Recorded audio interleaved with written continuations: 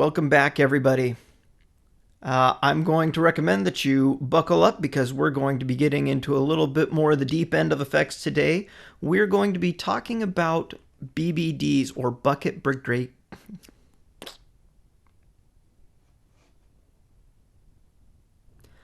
Welcome back, everybody. Strap in because today we are talking about BBDs, or bucket brigade devices. These are typically used in what we call analog delays and analog flangers and analog chorus devices or circuits. And so before we dig into the circuit itself, we're going to talk a little bit about what these devices are and how they work.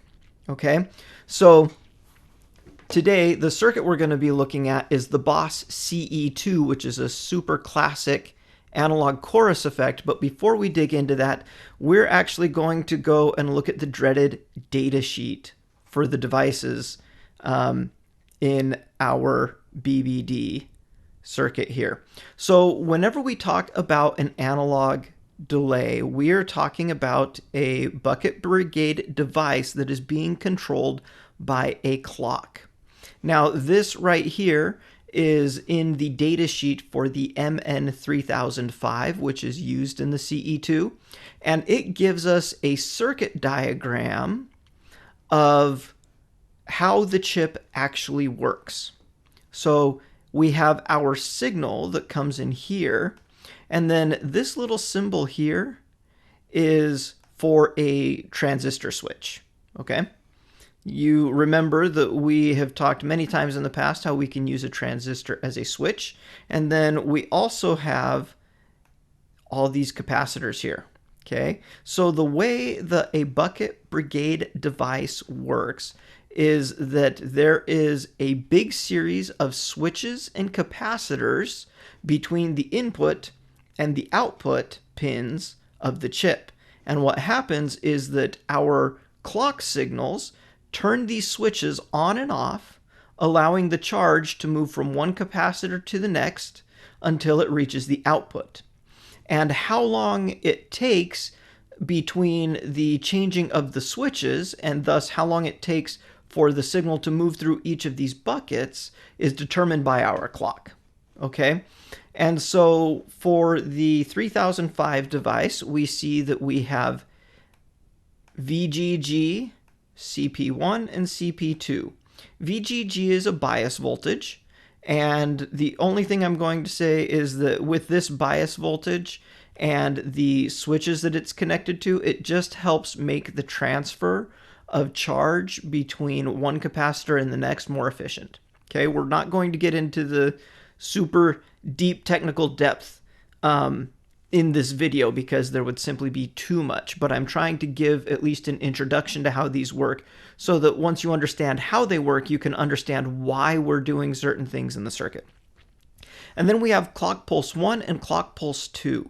These are pulses that are out of phase with each other, and they control, one controls the even numbered gates, the even numbered transistors, and the other controls the odd number transistors. And what happens is when one of them turns on, it allows the charge to kind of shift over, and when the other one turns on, it prevents charge from shifting one direction, and it just shuffles the charge down, the transition of our clock signals up and down, and the turning of these switches on and off is what allows the charge to go from one capacitor into the next.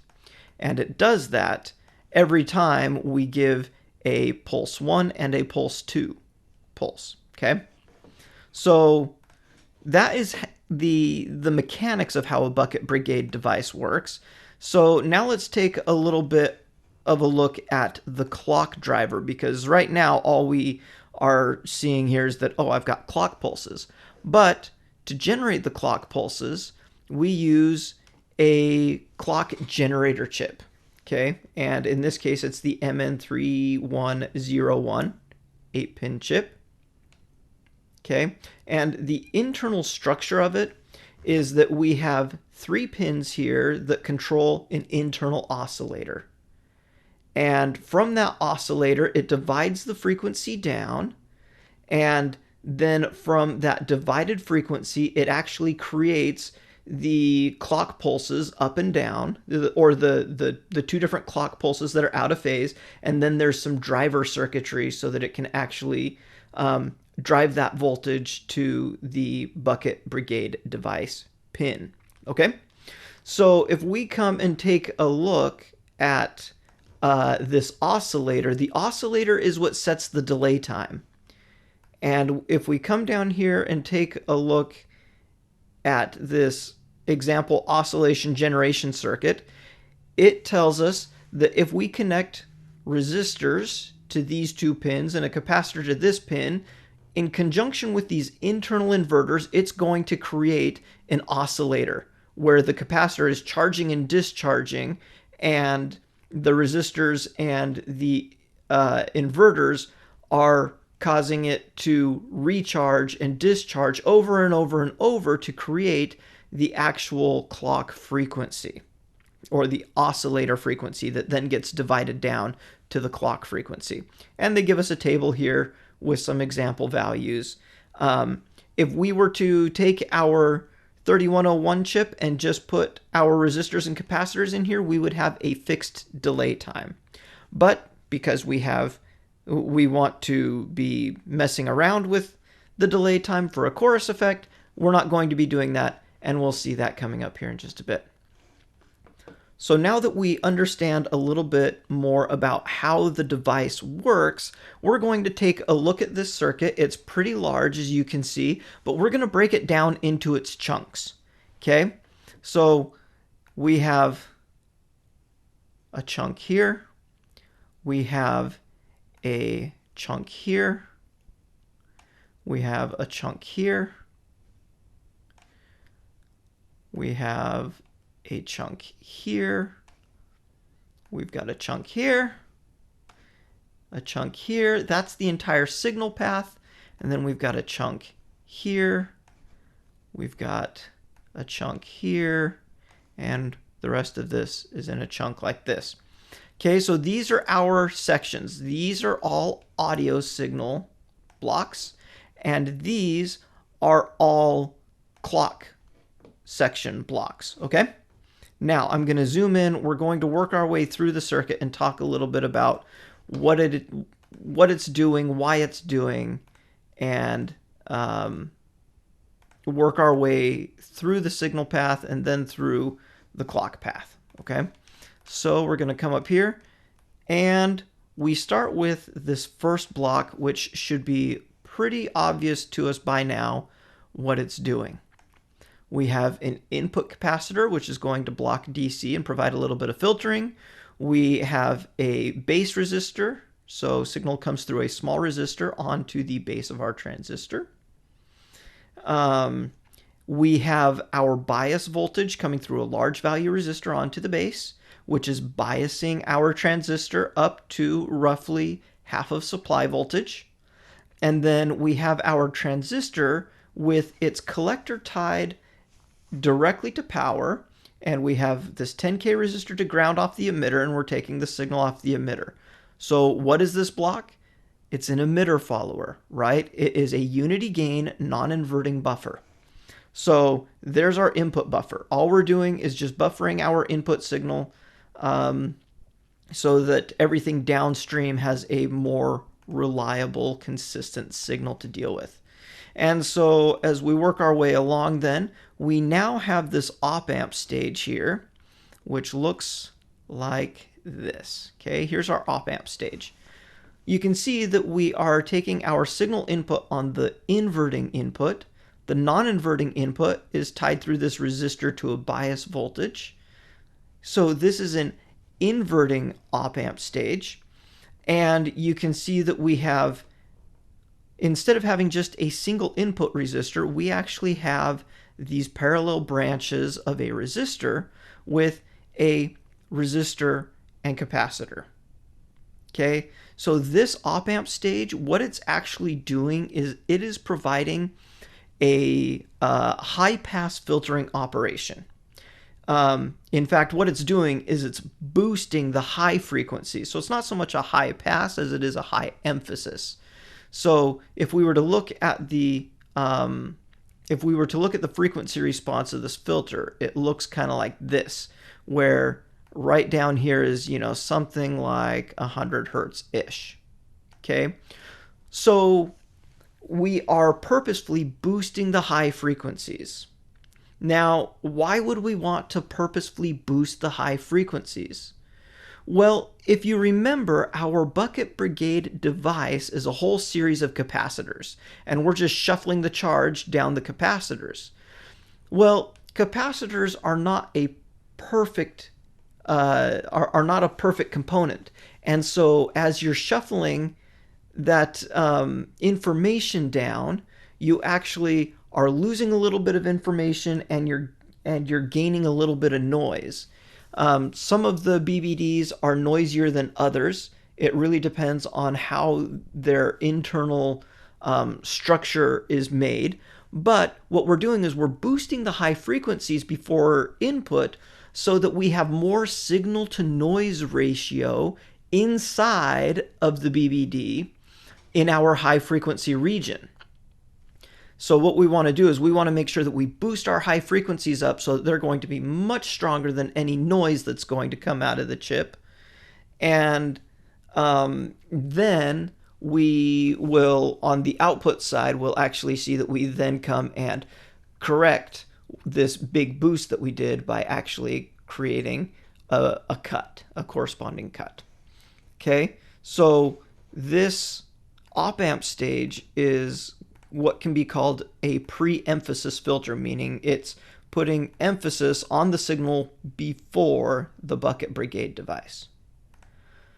Now, when we talk about bucket brigade devices, we talk about them as an analog device, but they're not purely analog. Now, what do I mean by that? Purely analog is where we can represent a signal continuously in both time and in amplitude. Okay? This is an analog signal. But if you remember, our bucket brigade device has all of these little charge buckets, these little capacitors that we're shuffling along at discrete points in time based on the clock pulse. So what we're doing is we're saying, oh, here's my little clock pulse, and here's another clock pulse, and here's another clock pulse. So what we're actually doing is we are dividing the signal up in time, but in amplitude, it is still continuously variable. We can represent infinite values in amplitude, but we can only represent points in time according to what the clock allows us to do. With a faster clock, our samples shrink in time, and so it gets closer to analog, but it's not actually analog. A signal that is chopped up in time but is continuous in amplitude is called a discrete time signal. Okay? It's not digital, because digital means that we're also chopping up the amplitude, but if we're chopping up just the time, it's a discrete time signal. And if you go look at signal processing books, they are very specific about differentiating between digital signals, discrete time signals, and continuous signals or analog signals. Okay, so we are pre-emphasizing the high frequencies here, but if you remember, our pre-emphasis looks like this, right? But anytime we sample a signal in time, we have a cutoff frequency that if we go above, we're going to start aliasing, which means we're going to start misrepresenting the data. So if down here's our 100 hertz roughly, we come up here and this is going to boost everything, meaning it's going to boost stuff that's outside of the audio range. It's going to boost stuff that is above the cutoff frequency of our clock, and we really don't want that. So after we do this pre-emphasis filter, we then are going to apply a pretty heavy low pass filter, and that is this section here. Okay, this topology is, so we've got a high pass filter here. This is a passive high pass filter. We're getting rid of the really, really low frequency components because we don't need them.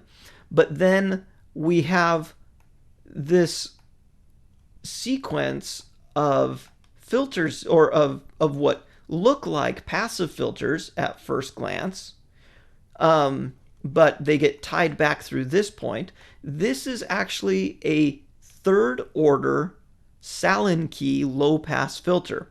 Okay, so if we had just a resistor and a capacitor, it would go and it would roll off at 6 dB per octave up here. But once we go to third order, we get the 6 dB on top of 6 dB on top of 6 dB, which gives us 18 dB per octave of roll off, which means it's going to go boom, and it's just going to drop off after that cutoff frequency really sharply. Okay, and the point here is that we put this really strong low pass filter here so that any signal that goes higher than what our clock is going to be able to produce is going to get filtered out. That's going to reduce aliasing, which can sound like distortion. It can sound like just really nasty effects, low fidelity, and noise. So we really don't want to have any of that in there. So we set up this third order low pass filter before our bucket brigade device so that we don't get to a point where we may have high frequency components that are messing with our audio signal. I recommend that you go and read up more on aliasing. There's actually a lot to the subject in terms of where the aliased frequency falls and its phase relationship to your non-alias signal. We're not talking about that today. So we roll off that high frequency stuff. We then come into our bucket brigade device. Okay. So we come to the input. It's got all the little switches and capacitors between this pin and these two pins. And then we have our connections to the clock. Okay. We have our biasing voltage from the clock driver that comes up here. We have our two clock pulse pins so that one pin is controlling the even switches and the other is controlling the odd switches, and they are both connected to power, right? VDD, that's going to be the power for the chip, and then the signal comes out. So for today and this specific analysis, we're just going to treat this one whole block as it goes in, the signal gets sequentially shifted into these little capacitors at a rate determined by the clock. They come out the output. Okay? So that's all we're really going to talk about with the BBD itself for right now. And then once we come from the output, we have another high pass filter here, just to get rid of, block any DC, get rid of any really low frequency components. But then you'll notice that we have another one of these low pass filters. This is the same low pass filter as earlier, same cutoff frequency, same order. And the reason why we have one afterwards is because we have chopped up our signal in time. And so we're going to get a little bit of charge here, and then we're going to get a little bit of charge here, and then a little bit of charge here, and a little bit of charge here. And each of these are going to be pulses in time, right? So if we look, this looks kind of like a sine wave, right? But the problem comes in when we have just these discrete steps like this in time, is that if we were to leave the signal completely as is, we have these super sharp transitions.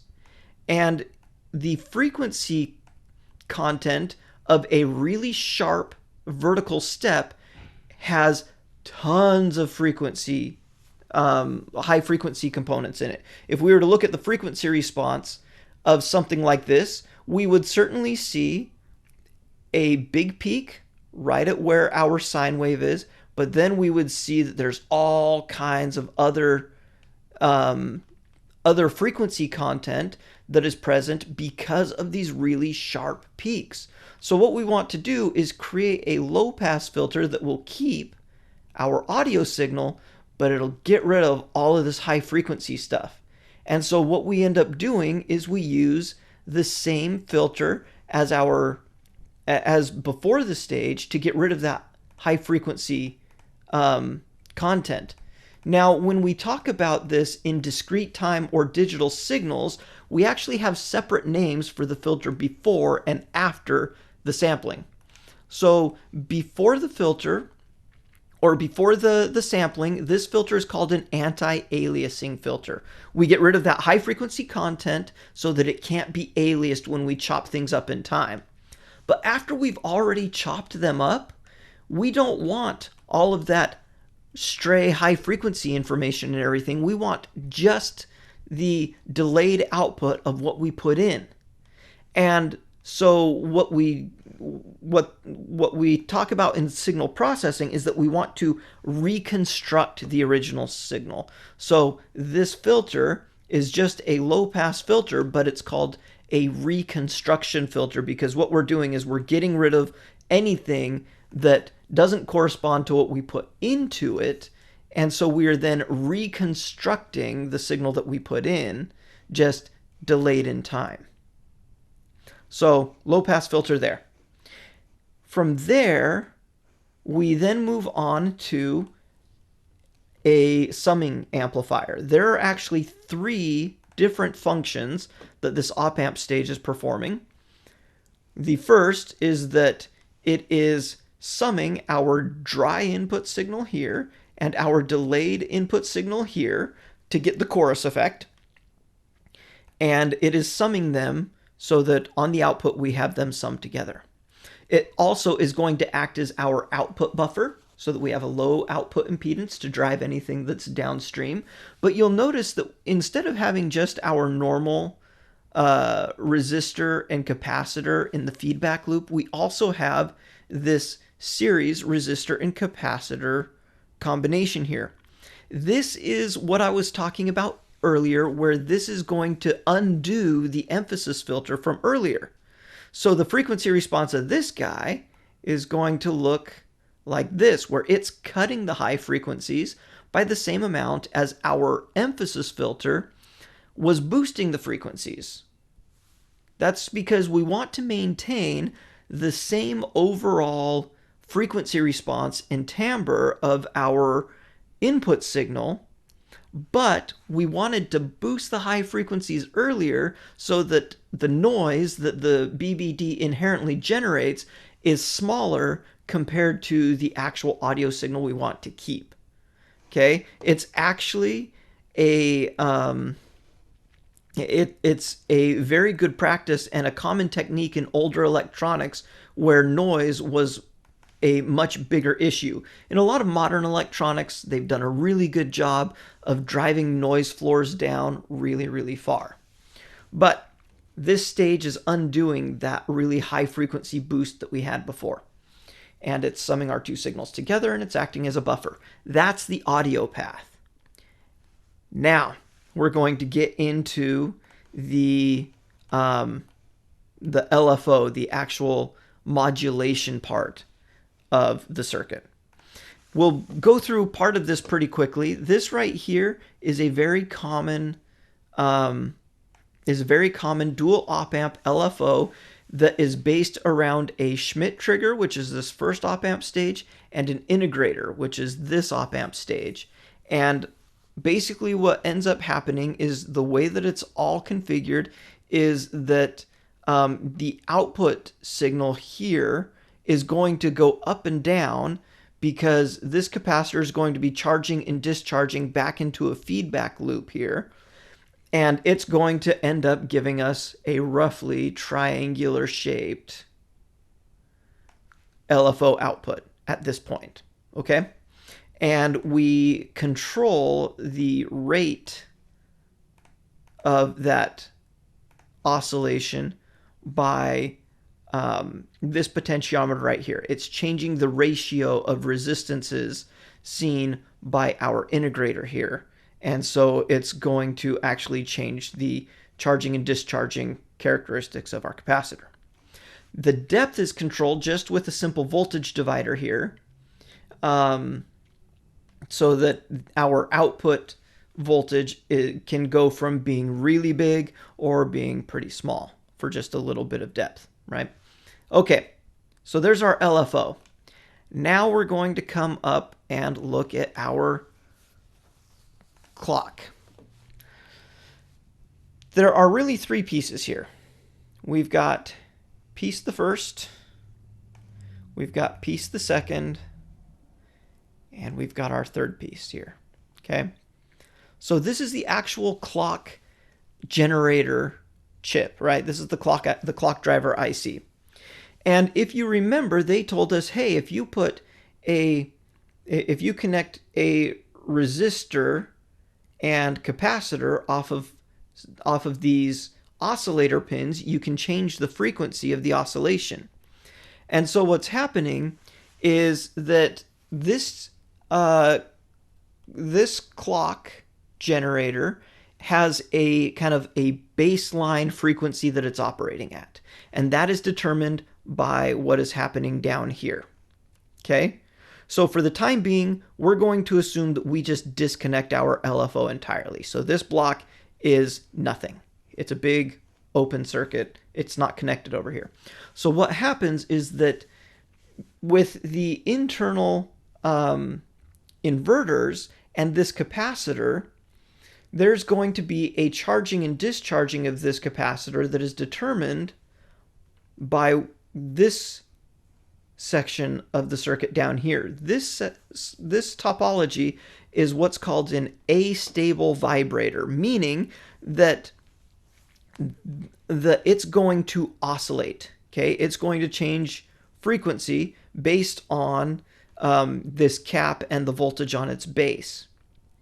So I'm not going to dig real deep into this, but the thing to keep in mind is that once this cap gets all charged, it's then going to get discharged through this resistor onto the base of this transistor, which is going to cause the transistor to conduct some, which means there's going to be some current flowing.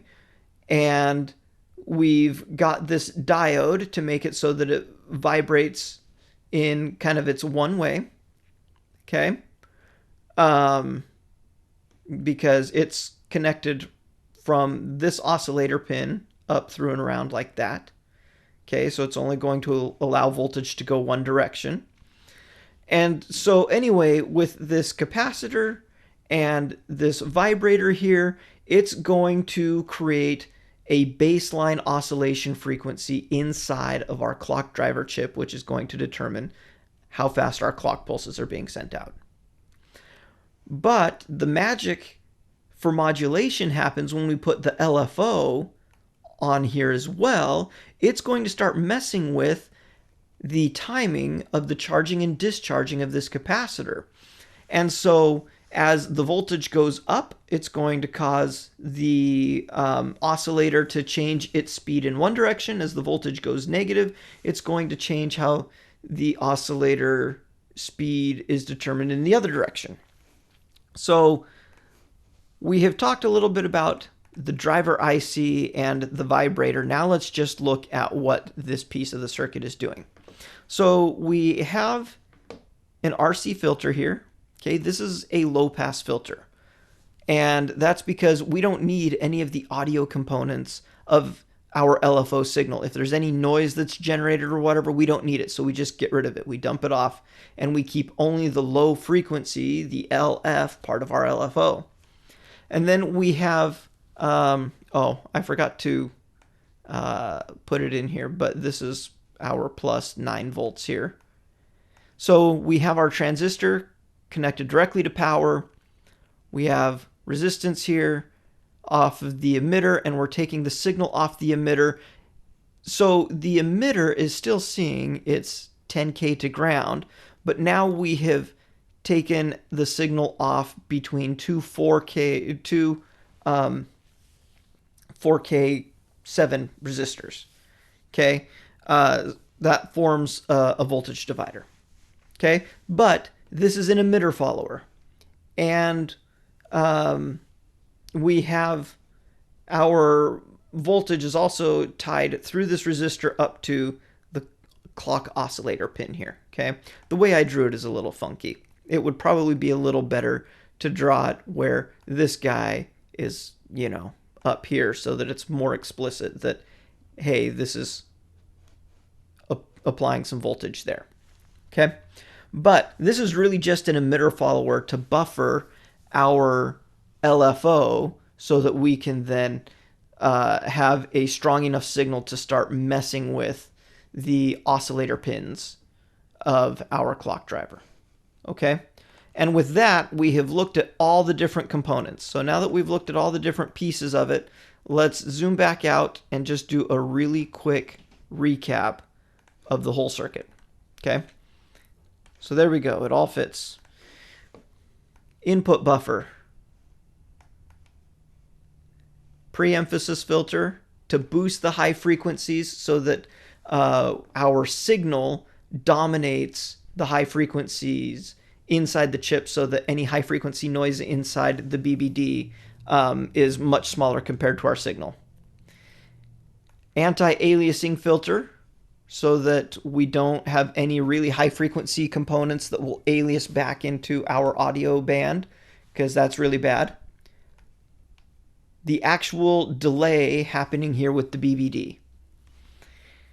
The reconstruction filter to get rid of the really nasty, spiky, high frequency information that is inherent in a signal that has been sampled in time.